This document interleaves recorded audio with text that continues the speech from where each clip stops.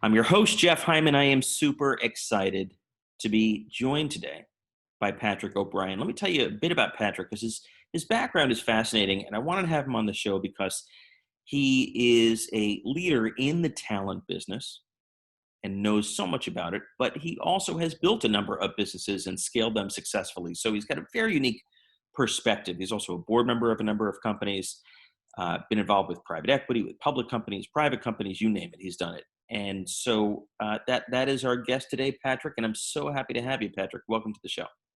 Thank you. I'm glad to be here, Jeff. Super to meet you, even under the most unusual and challenging of circumstances. And so maybe that's a good place to start, right? Kind of the 800-pound elephant in the room. What do you see hiring these days? And is it working? Is it changed? Is it forever changed? What's your current hypothesis around it? I think the war on talent is going to go to a new level. A new level of height. A new level of heightened activity. And part of it is because what this whole pandemic has driven is remoteness is okay. Now, it may not be 100% of your workforce is remote, but to the people who said, I never want to do that, you're going from 10% to maybe 40%. And they're willing to have some flexibility, which now means the pool of talent is national or global. You're not just recruiting in your town. You can now recruit from anywhere. You can get the best talent everywhere. Right. And there's pluses and minuses of this, but in terms of your ability to get good talent, it's a real plus. So from a hiring and a talent standpoint, we're going to see this change happen. Second, I think you're going to see some wait and see coming out of the pandemic. The hiring levels are going to be high among the people who have had good growth through this. Yep. And at the same time, for others, they may be more cautious. So we anticipate a positive movement in terms of short-term assignments or gig work, as we would say. And that's the second change, which we're going to see. I also believe that on a third angle is we're all going to have to rethink career paths, right? The job where you get that job and you do well, and you move to headquarters and get some exposure. If you're not going to move, what does that look like? Right. So from a career pathing standpoint, that's going to be something new. It's going to take some time to sort out. And what do you think that might look like? So if you're not kind of progressing through the levels and being promoted time after time as a leader in a company, do you think we're all gig workers at the end of the day? Or what does your crystal ball show? My crystal ball says we have to increase mentoring. We're going to have high potential people all over the country. And we've got to make sure that they have mentors, that they have people who can help them, which maybe they would have side by side, but you can still do it this way. Yeah. So one of the aspects is going to be an increase in mentoring, which is going to become really important. Second is, horizontal moves to build skills are going to be part of the roadmap as well. It's not going to be, a totem pole going up all the time. Yeah. You're in a situation where some horizontal moves to build skills is going to be important. So it's actually kind of a delicious time as we look forward. It really is kind of taking the chessboard and throwing it up in the air, isn't it? What do you anticipate happening with supply and demand and compensation? If I can hire people in Iowa instead of Manhattan, half the price, am I going to pay everyone in my company like Manhattan and just say, live wherever you want to live? I don't care. Or am I going to pay people by market, like a cost of living adjustment based on where they live? What do you guess? The facts are mixed on this, but I would say that if you're going to hire people in a lower price market, they're going to have lower price salaries, or maybe some add-on because you're a larger organization. Yep. But you are going to see some cost benefit trade-offs being there. And I think from an employee standpoint, you want to work for the big tech company, can do it out of Iowa at a much lower cost of living. It's all going to work out. But that's going to be an interesting 2021 on the hiring front. And I do think you'll see people moving out of big cities where the cost of living is as high as it is. Let's talk a bit about your business, which is fascinating to me. And I want to even go a bit into your background, but we'll start with your current business. You're chairman and co-founder of Patina Solutions based in Milwaukee, Wisconsin, as I understand it. It's a very fast growing business. Tell the listeners a bit about this because it's really a fascinating model, very unique. Yeah. So the mission around Patina is there are a number of individuals with 20 years plus experience that for a variety of reasons may want to consider shorter term assignments, project work along the way. And there are a number of companies who have needs, be it an M&A project, or maybe let's do something with manufacturing, and don't want to hire, a huge consulting firm. Yeah. So we can take people who have done this 3 or 4 times, match it with a company that has a sure business need, and it tends to be a win-win. But it's a project based, right? And so what's an average project? A month, 6 months? It could be 3 months, it could be 6 months, but it's not just project based. In some case, 20% of these projects turn into a full-time hire. Got it. We have also, based on our clients' feedback, have started an executive search practice, which allows, if they are looking for certain needs, we can go forward. Yep. So, we've scaled up to nearly a $30 million business. And we have 27,000 people who have registered with us. Yep. Trying to, get some of these type of work, or maybe there's a board that they may want to consider, and we have access to that as well.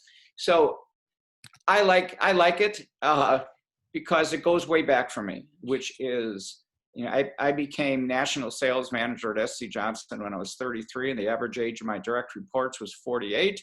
Wow. And they basically taught me to listen. And I saw the value of this experience.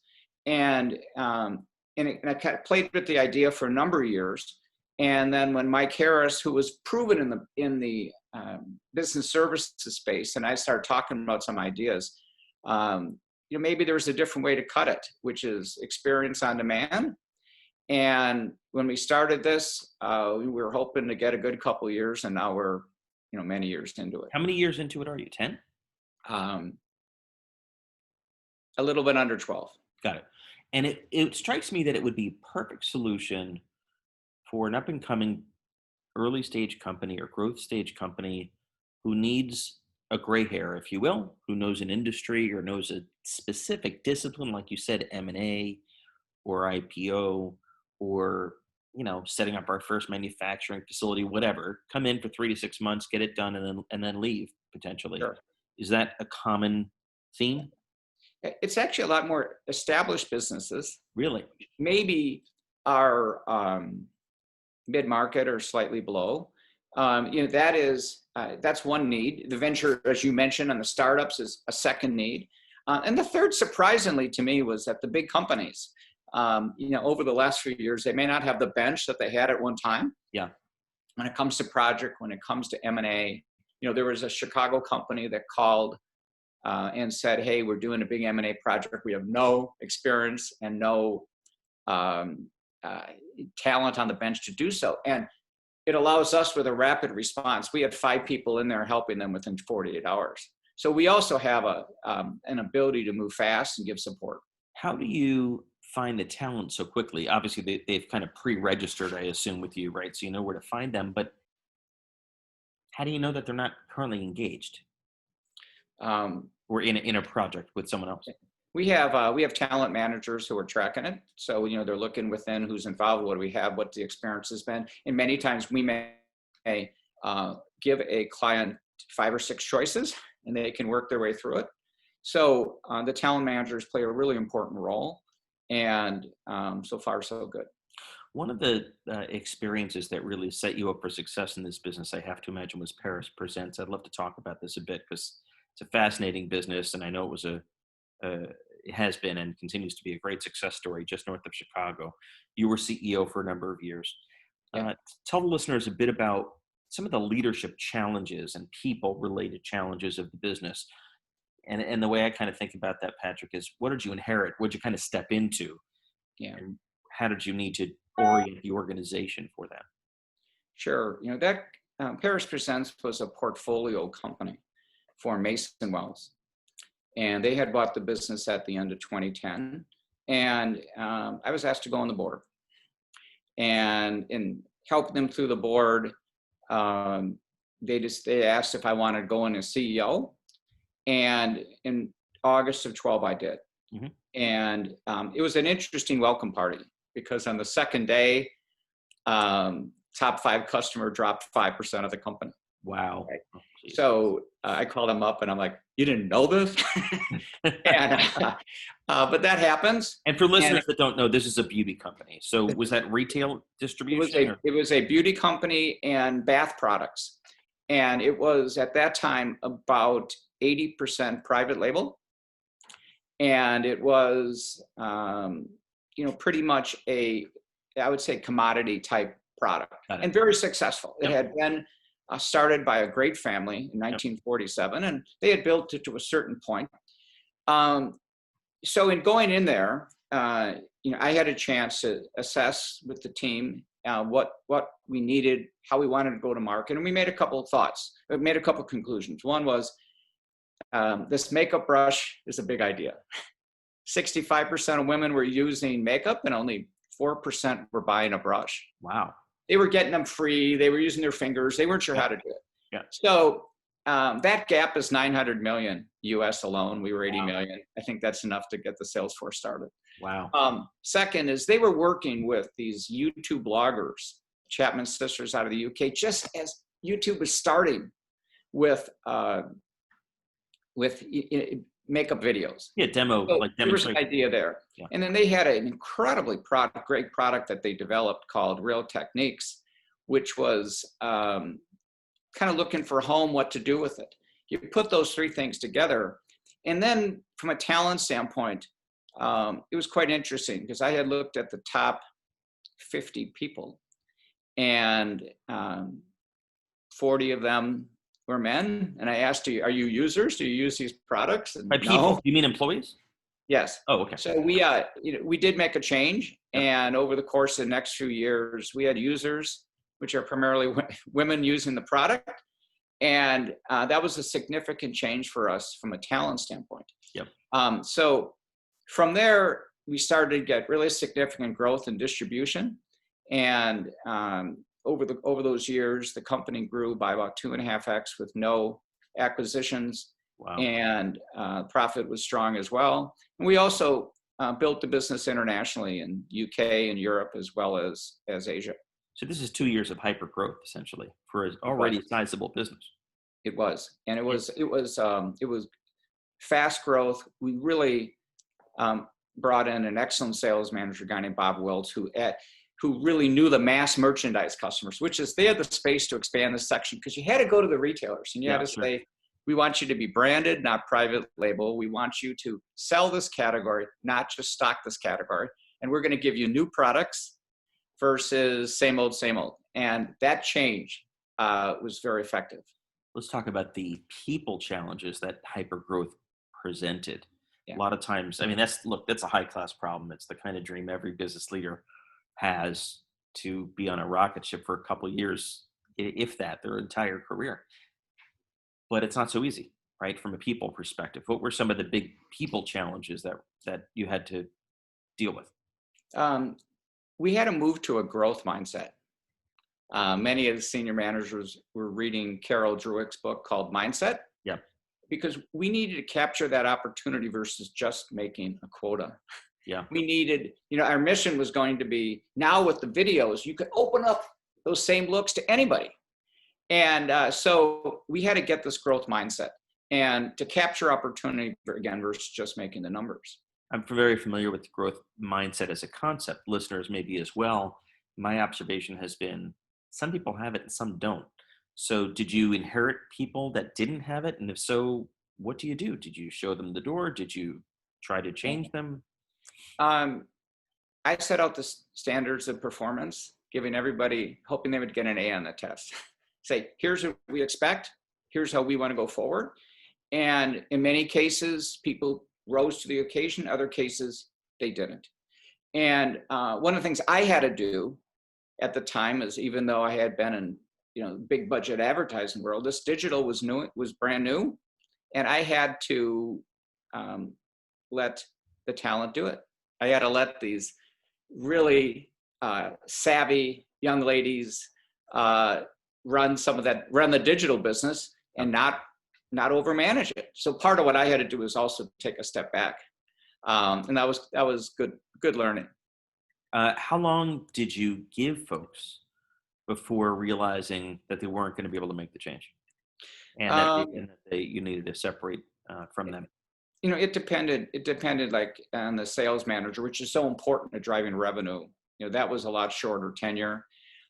Within the center of the organization, most people had a year plus, which because I wanted everyone to go towards the light. I wanted everybody to be able to do that. But Yeah. some people self-selected and others went their own way. But we also gave us a chance to hire some amazing talent from Revlon, from Unilever, from other companies that really took it up a notch. And I also want to say, there were some really good senior talent who were there and wanted to break free on their own. And they were really helpful teaching me the beauty business. They were hungry for it. They were hungry for the They were. change. They were.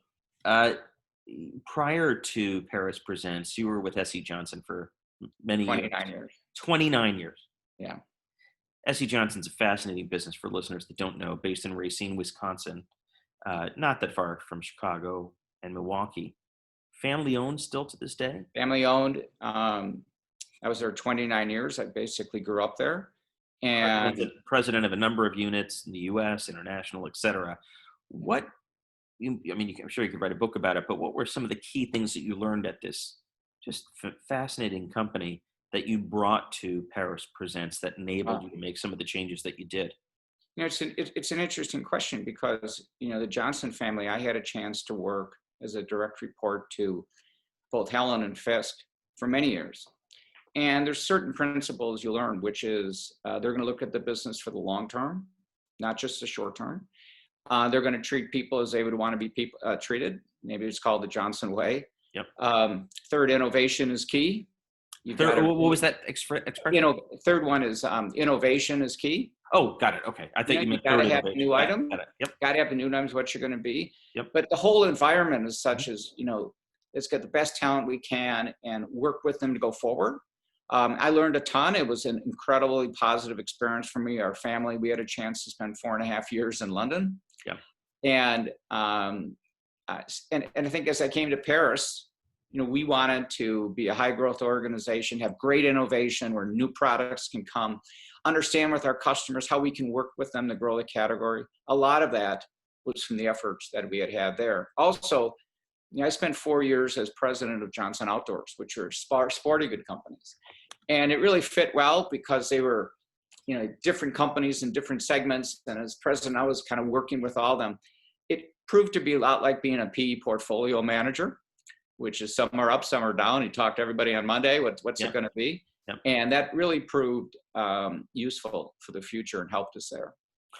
Would you say that a family business like that has an unfair advantage in terms of its ability to invest for the long term, build an organization, do right by people that public companies and even private equity and venture backed companies these days don't always have that long term horizon? Yeah. Did that enable you to do things that you may not have been able to do elsewhere? Yes. Make investments and.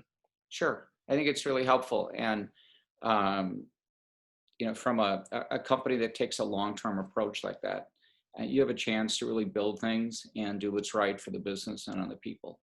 And so it's been good. What's the drawback of a structure like that? Everything has its flip side, right? Not having outside investors, not having public company pressure. Does that ever factor into a lot more? There's a lot more in any business like that. There's always banks and boards. That's true. There's still a lot of outside influence, which a good family listens to and builds from that. So, yeah. I give you a ton of credit, Patrick, because you took that almost 30 years of experience, brought it to Paris Presents, turned the thing into a rocket ship. Now you're leading another rocket ship as chairman and co-founder of Patina, which, by the way, is an Inc. 5000 fastest growing company. So doing something right. So I give you a ton of credit. How can people learn more about Patina Solutions or get in touch?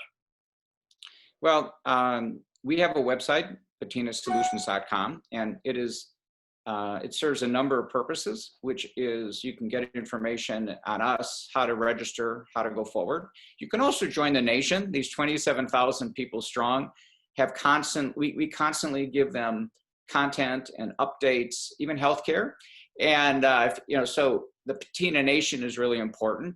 My other co-founders, which were Mike Harris and Debbie Seeger, we're committed to wanting everybody who comes in, working with them to get them to leverage their strengths to go forward. So take a gander, go for the website, and glad to have you sign up. Terrific. Patrick, thank you so much for making the time today. We appreciate it so much. Nice to meet you, Jeff. Thank you.